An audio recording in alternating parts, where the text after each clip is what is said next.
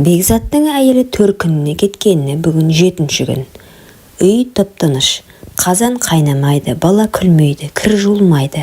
Бірақ тоңазытқышта қарасаң, іші толы, енесі кетерінде дорба-дорба ет әкеліп тастап кеткен. Бекзат күндіз жұмысқа барып, кешке үйге келіп ет асып жеп, теледидар қарап, қайта ұйықтайды. Бірақ неге екенін білмейді, іші алай-дүлей, жүрегі бірдеңе іздегендей. Сол күні түнде көрші подъездегі қыз Жаннұрмен бірінші рет көзі түйісті. Қыз кешкі уақытта дүкенге шыққанда үстінде қысқа шорты, иығы ашық футболка. Көз жанарын тартып, жүректі бір түртіп өткен еді. «Аға, ассаламағалейкум», деді Жаннұр, тәтті жымиып. «Уағалейкум ассалам», деді Бекзат, көзін тайдырып. Қыздың даусы құлағында қалып қойды. Келесі күндері Бекзат кешке қарай әдейі подъезде жүретінді шығарды. Бірде жедел сатымен бірге түсті, бірде дүкенге бірге барды. Жаннұр үндемейтін, бірақ үнемі күліп тұратын. Жасы 19-дан енді асқан, колледжде оқиды екен. Анасы шетелде, өзі әжесімен тұрады. Сол бір кеште Жаннұр үйінің алдында отырып, көзінен жас сығып отырғанын көріп қалды. «Не болды, қарындасым?» деді Бекзат жақындап. «Ештеңе, жай, жалғыздықтан жалықтым». Бекзаттың жүрегі дір етті. Өзі де дәл солай сезініп жүрген. Екеуі үнсіз отырды. Сол үнсіздік екеуін де жақындатты. Бекзат бір күні ет асып, артық пісіріп қойғанын айтып, Жаннұрды кешкі асқа шақырды. Қыз алғашында тартынды, бірақ келісті. Ас үстінде екеуі көп сөйлесті. Қыз шын жүректен сыр ақтарды, ал Бекзат ішіндегі бос орын толтырғандай болды. Сол түн қас қағында келді. Кино көріп отырып, қыздың иығына еппен қолын салған Бекзат оның үндемегенін пайдаланып, шашынан иіскеді. Жаннұр алғашында шошынғандай болды, бірақ кейін мойнын бұрып, «Саған жақын болғым келеді», деді жай ғана. Сол сәт екеуінің де шекарасы бұзылған шақ еді. Сол түн екеуі бәрін ұмытты. Тыйым, жауапкершілік, неке, бәрі ұмыт болды.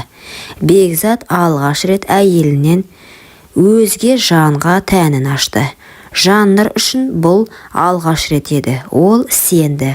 Ол өз сезімін шынайы деп білді. Таңертең оянғанда Бекзат алғашында өзін кінәлі сезінді, бірақ Жаннұрдың жалаңаш иығына қарап, өзін еркек болмысын қайта қуаттады. Ол өзін әлде қайда жас, еркін, тірі сезінді. Бір аптадан соң әйелі хабарласып, «Ертесі үйге қайтамын», деді. Сол түнде Бекзат Жаннұрға, «Бұлай жалғасса болмайды», деді. Қыз үндемеді, жымиып, «Мен бұлай болатынын білгенмін. Бірақ сенің назарың, еркектік мейірің маған керек болды. Енді өз жолыммен кетемін. Сен де өз өміріңе орал», деді. Сол түні қыз есіктен үнсіз шығып кетті. Әйелі үйге оралды. Үй қайтадан қазанның иесіне толды. Балалар ойнап жүр. Бірақ Бекзаттың көзінде бір өзгеріс бар еді. Ол енді әйеліне мейірімді бола бастады. Үндемейтін, бірақ көмектесетін, үйге ерте келетін, өзін басқа қырынан танытқан сезді. Бірақ ішінде бір бұрыш бос үйде күйде қалды. Бір күні дүкенге барғанда бір таныс иіс мұрнын жарып өтті. Артқа қараса жоқ, ешкім жоқ. Бірақ ол біледі, бұл Жаннұрдың иісі еді. Лимон мен иланг-иланг иісі. Қыздың өзі жоқ, бірақ сезімі мен естелігі жүрегінің түбінде сақталып қалды. Сол бір түн, сол бір наз өмірінде, еркектігінде қайта оятқан еді. Күндер өтті, апталар өтті. Бекзат бәрін ұмытқандай кейіп танытқанмен, түнгі үнсіздік тағы да сол Жаннұрдың елесін алып келетін.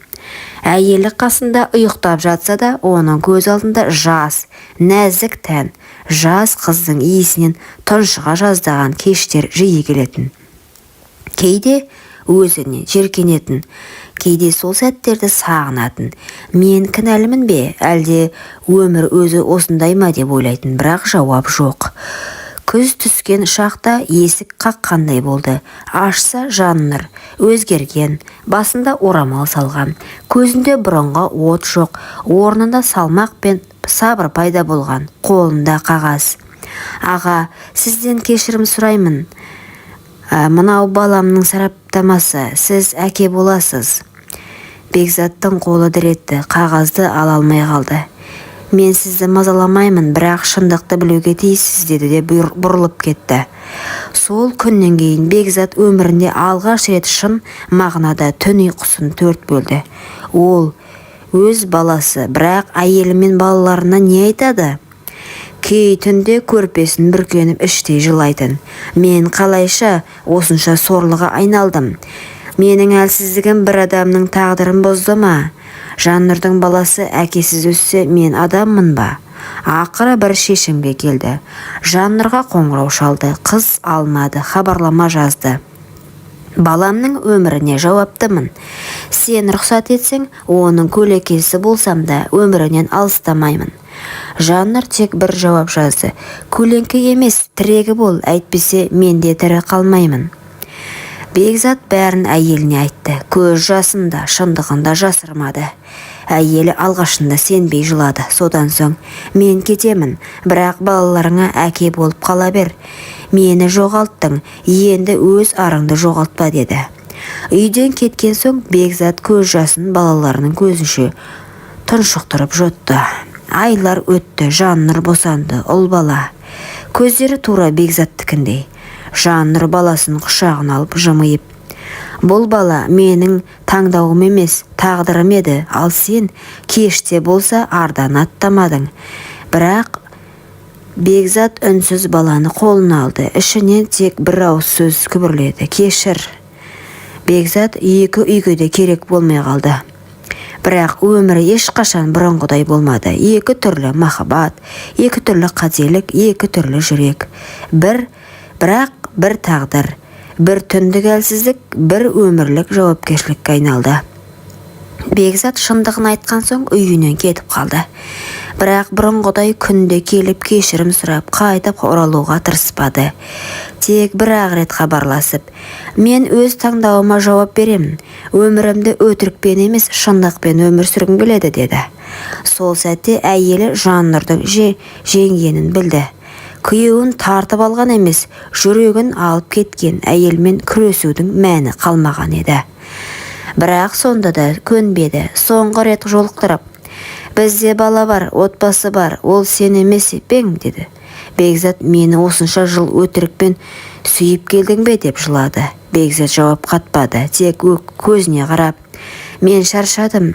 Жаннұр мені тірі сездірді. Мен өзімді еркек ретінде алғаш рет соның жанында таныдым. Сен жақсы әйелсің, бірақ мен енді сенің лайықты ерің емеспін деді. Сол кеткеннен Бекзат қайтып оралмады. Әйелі оны күтіп жүрді. Балаларының суретін жіберді. Үйде ескі видеоларын жолдады. Бір күні хат жазды.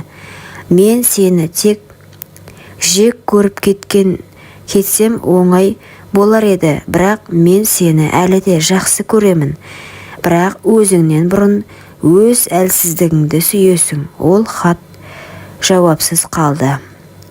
Бекзат Жаннұрмен тұрмыс құрып кетті. Бірақ ол жақта да бәрі ертегідей болмады. Себебі махаббат күнделікті шай-шаңмен бірге сүріледі. Бірақ Бекзат бәріне төзді. Себебі ол бұл жолы өз таңдауы үшін өмір сүріп жатыр. Жаннұр баласын өсіріп қарапайым келін атанды. Бірақ оның жүрегінде де шемен бар еді. Ол бір әйелдің көз жасымен келген махаббаттың ішкі күйігі. Бекзаттың бұрынғы әйелі енді оны іздемейтін болды. Терезе алдында күнде отыратын әдеті де жоғалды. Бірақ кейде кешкі уақытта теледидардан жанұя басты байлық деген бір жарнама шыққанда көзіне жас келетін. Ең құнды дүниені өз аяғымен шығарып салдым деп сыбырлайтын. Бірақ ол енді күресуден шаршады. Бекзаттың үлкен ұлы есейіп, әкем қайда деп сұрайтын. Анасы, ол басқа таңдауды дұрыс деп шешті деп қана жауап беретін. Бала үндемеді, бірақ сол сәттен бастап әкесін атамайтын болды. Көзінен жек көру емес, салқындық кетті. Жылдар өтті. Бекзаттың шашына ақ түсті. Қолында Жаннұрдың баласы ойнап жүр. Кенет көз алдында ескі үй, балалары, терезеден қарап тұрған әйел бейнесі елестейді. Бәріміз бақытты бола алмадық. Біреудің бақыты, біреудің трагедиясына айналды, деді ішінен күбірлеп. Кей махаббаттар жүрекке емес, жауапкершілікке адал болуды талап етеді. Ал кей адамдар адалдыққа емес, өз құмарлығына адал болады. Бекзат Жаннұрмен бақытты бола алмады. Неге дейсіз ғой? Ол өз әйелі мен баласының көз жасына қалды. Әйелің түні құсын 4 бөліп, өсірген перзентінің тілегін аяққа таптап, бөтен әйелдің жылуы деп ойлағаны түбі өзіне ауыр қайғы болып қайтты. Жаннұрмен бірге өмір сүремін деп үміттенгені алапат өкінішке айналды. Өмір заңы қатал ғой, біреудің көз жасына қалған адам ешқашан шынайы бақыт таппайды екен. Бұл әрбір жастың есінде жүрер сабақ болсын. Құрметті оқырман, өмірден алынған шынайы оқиғаларды тыңдағыңыз келсе, менің арнама тіркеліп, лайк, комментарий жазып қолдап кетіңіздер. Келесі кездескенше.